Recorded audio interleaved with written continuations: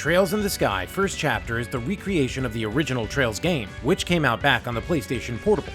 In its wake, a massive following would ensue, not only with the sequels, but entirely different series that all take place in the same extended universe, starring different casts in many different scenarios. The Trails of Cold Steel series boasts a total of 4 games. Predating Trails in the Sky, many are quick to forget that the Kiseki series itself didn't begin with Trails in the Sky. While my personal first was Legend of Heroes on PlayStation Portable, the IP itself began way back in 1989 with Dragon Slayer, Legend of Heroes.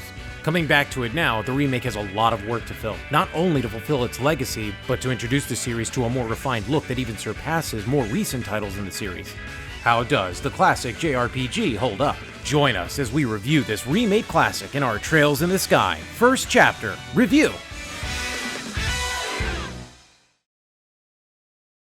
The continent of Simuria isn't the safest place. Monsters sprawl and threaten transportation, crops, and travelers at every turn. Luckily, to help the less fortunate, the Bracer Guild is always at arm's length in every town. The guild is a group of civilians made into agents of battle. But not only that, also to investigate, rescue, and solve people's problems. This could even be as simple as finding someone's cat if a person decides to file the paperwork. It's a concept that even a young child can come up with, but realized in a more realistic way that fits perfectly into a JRPG.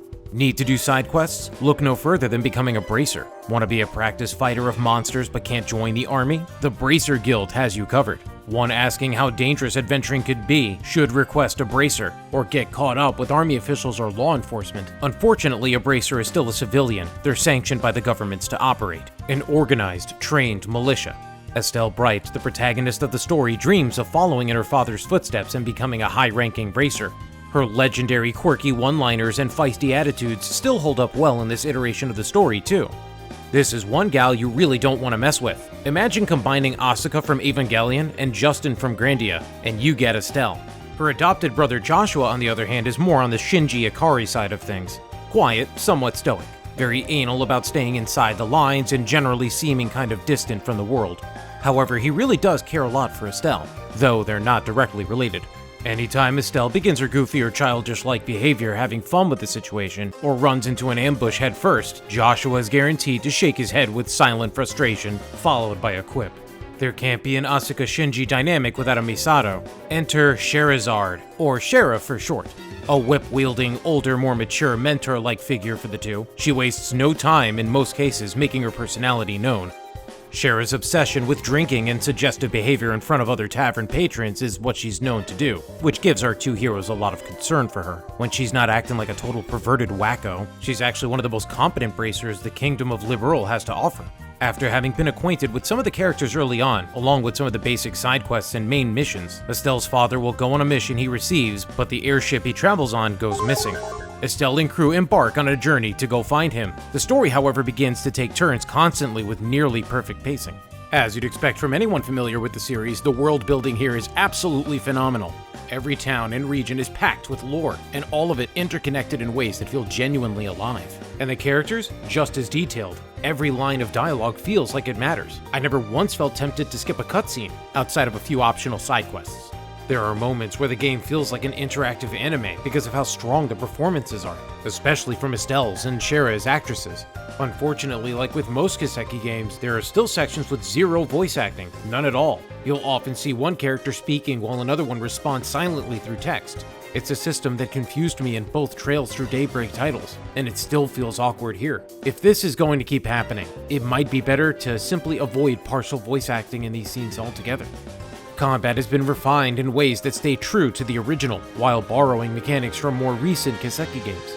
At its core, the system is still turn-based, but when you're exploring the overworld, battles begin as full-action RPG encounters. There's no cutaway or separate arena, the fight starts right where you make contact. The action combat works, but it's not perfect.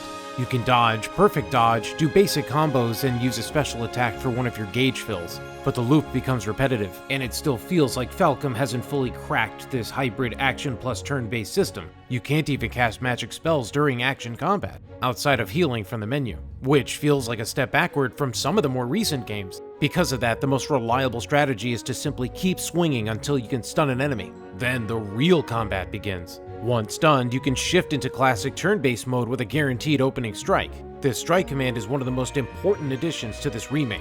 Landing critical hits or hitting elemental weaknesses is the best way to trigger these opportunities. Trigger enough of them, and you'll fill a 5-segment gauge that lets you unleash a free tandem party attack. It's powerful, hits multiple enemies, and becomes a major part of combat flow.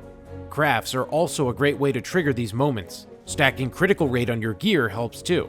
Magic plays a bigger role than you might expect as well, especially on higher difficulties.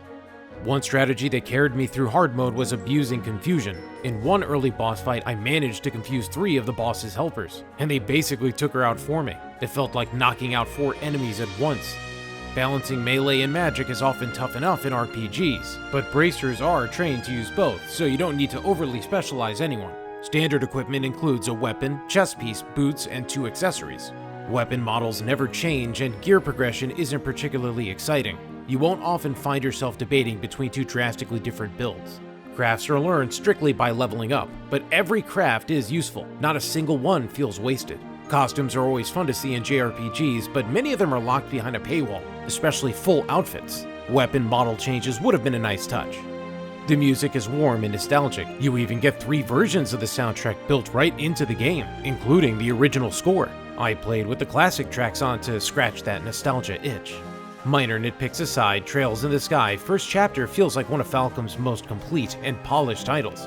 I loved every moment of Estelle being a goofball, Scheherazad's playful but dangerous antics, and Joshua's calm and steady balance. Several later characters also add their own charm to the journey. The world building is rich, and the cast is unforgettable, and the writing continues to impress from start to finish. The gameplay is refined, balanced, and consistently engaging. The action combat portion still isn't perfect, but it's getting close. And honestly, one of the biggest surprises was that the hardest difficulty rewards you with an actual achievement. More games need to take notes. Challenge should be celebrated, not removed. Trails in the Sky First Chapter is an unforgettable experience with incredible characters, a compelling story, and gameplay that holds strong all the way through.